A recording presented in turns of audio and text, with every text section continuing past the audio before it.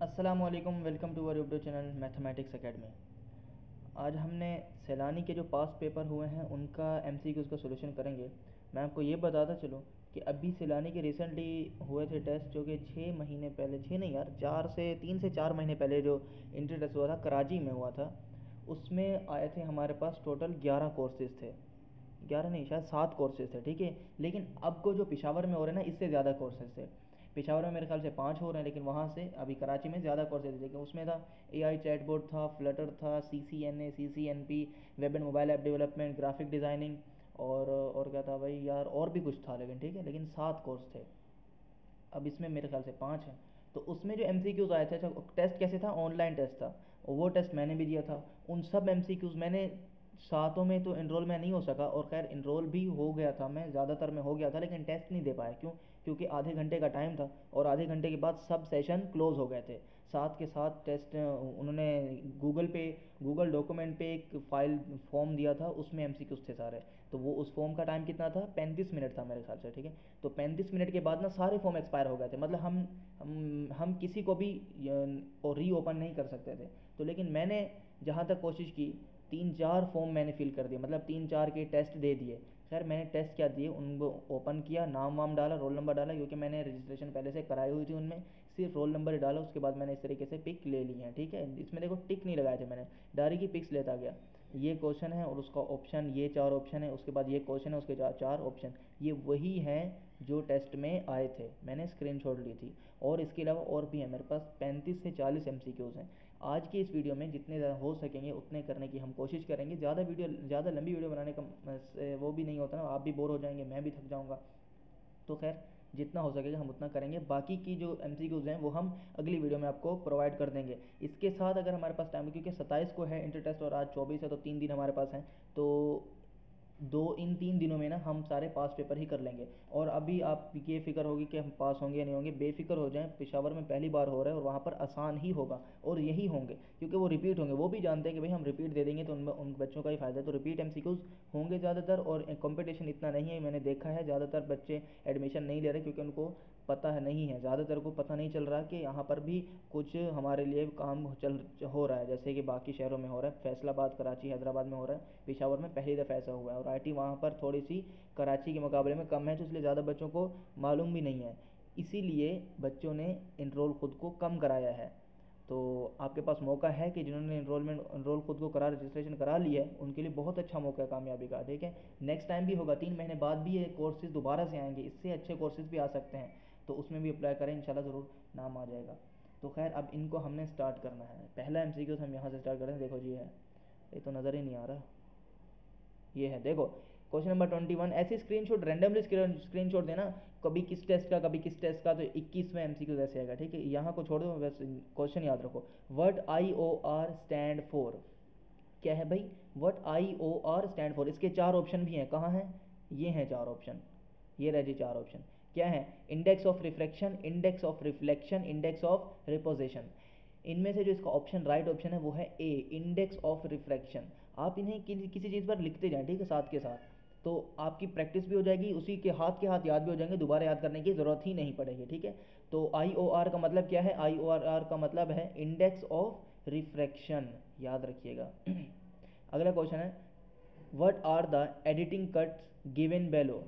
अच्छा, इनमें से एडिटिंग कट कौन से हैं, ये किसके लिए हैं आपके पास। वो आपने फॉर्म फिल किया होगा, उसमें आपको बताया गया होगा कि आप कौन सा कोर्स ले सकते हैं। जैसे कि अगर आपने एक कोर्स ले लिया ग्राफिक डिज़ाइनिंग ले लिया, उसमें कोई मसला नहीं है। उसकी मेरे पास पुरानी वीडियो भी पड़ी हुई हैं, उनका मैं लिंक डिस्क्रिप्शन में दे देता हूँ, वो लाजमी देख लें, क्योंकि सलाने वाले रिपीट एमसीक्यूज़ करते हैं, और पिशावर में तो लाजमी करेंगे, क्योंकि पहली दफ़ा हो रहा है ना, थोड़ा आसान बनाएंगे, वो अपने रिपीट एमसीक्यूज़ ही देंगे। तो जाएँ, और प्लेलिस्ट का लिंक दिया हुआ है, वहाँ पर जाके देखें। ग्राफिक डिज़ाइनिंग के अलग से टेस्ट होंगे, वेब एंड मोबाइल डेवलपमेंट के जो इंटर टेस्ट हुए हैं उनके अलग से एमसीक्यूज़ की वीडियो बनी हुई हैं, उन्हें आप जाके लाजमी देख लें, ठीक है जी। तो खैर मैं ये बोल रहा था कि ये थोड़े एडवांस लेवल के एमसीक्यूज़ हैं। देखो, ये आपसे पूछा जा रहा है कि एडिटिंग कट के लिए हम क्या चीज़ यूज़ करते हैं, इन 4 ऑप्शन में से कौन सा है जो एडिटिंग के लिए, कट के लिए काम आता है। तो ये आना ज़रूरी उसके लिए है, जैसे कि कोई कोर्स होता है, अभी पिछली बार जो कोर्स हुआ था उसमें फ्लटर का कोर्स दिया गया था।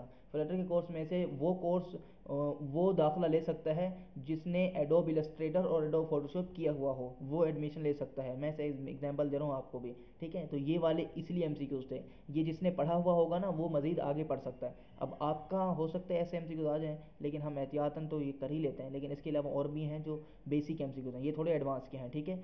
इस आप कोर्स कर रहे हैं उनको ये आना जो ज़रूरी है, वो वाले कोर्स हैं एमसीक्यूज हैं, ठीक है जी। अब अगले देखते हैं, ये हो गया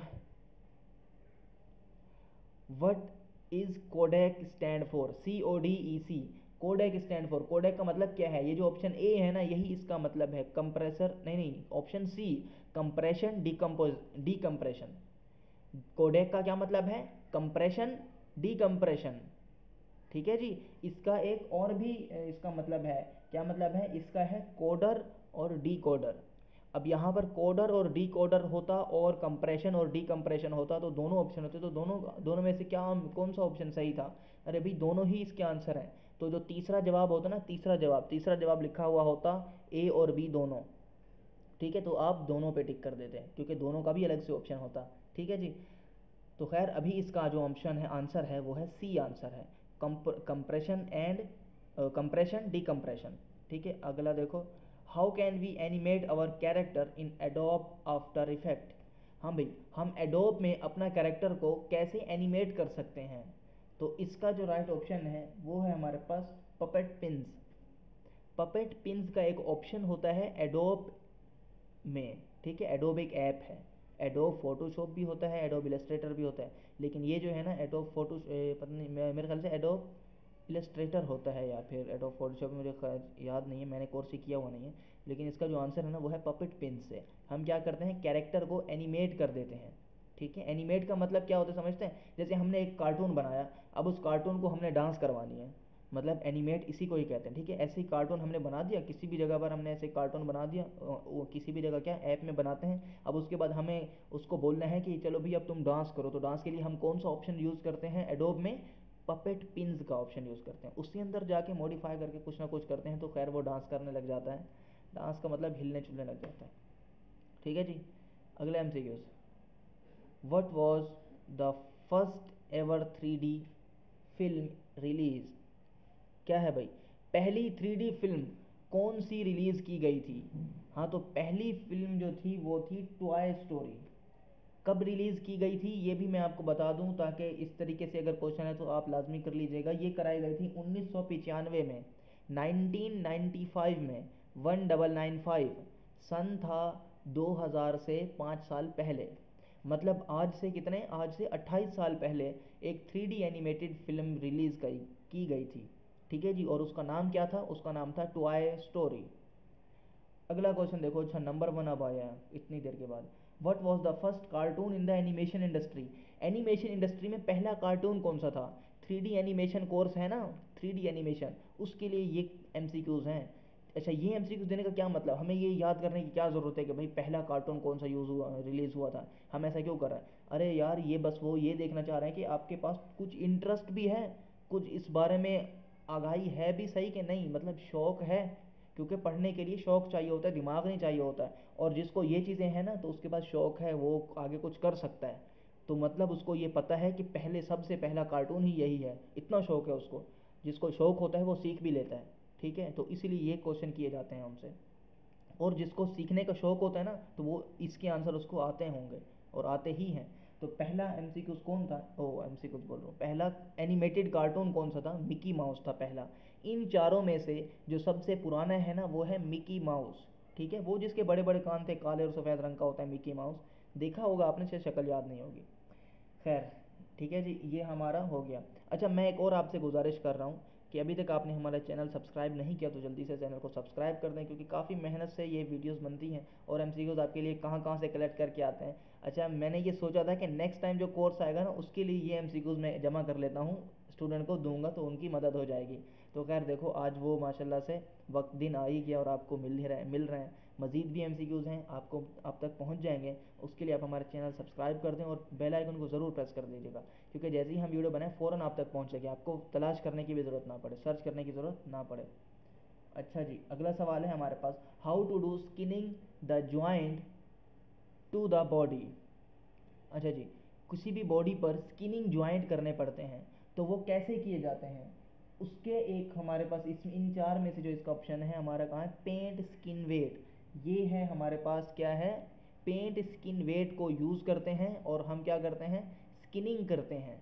ठीक है, किस पर, बॉडी पर। स्किनिंग का मतलब वो करते हैं जैसे कि स्कैन नहीं होता, स्कैन करते हैं। जैसे किसी भी, अब ये मोबाइल है, इसको मैं अगर स्किनिंग करूँगा तो एक वो जो ऑप्शन है, कौन सा ऑप्शन है यहाँ पर, पेंट स्किन वेट, ये ऑप्शन है यहाँ पर। इसकी मदद से मैं इसको मोबाइल को स्कैन करूँगा और इस जैसा एक और बना लूँगा सॉफ्टवेयर में। ठीक है, तो कैसे करते हैं, ये है हमारे पास पेंट स्किन वेट। आप चाहें तो स्क्रीनशॉट ले सकते हैं, वरना ऐसे लिख भी लें, कहीं से याद कर लें किसी जगह पर। आगे देखो, व्हाट इज एनिमेशन। एनिमेशन है क्या, बहुत से स्टूडेंट ये लगा के आ जाता है टू एनिमेट। ना बच्चा ना, टू एनिमेट नहीं है इसका आंसर। एनिमेशन का आंसर जो है, अच्छा to animate, to change, change भी नहीं है। एनिमेट का मतलब ऐसे मतलब कि गैर हकीकी होता है, एनिमेट का मतलब गैर हकीकी। चेंज का मतलब तब्दील करना, डिज़ाइन का मतलब, अरे डिज़ाइन ही है।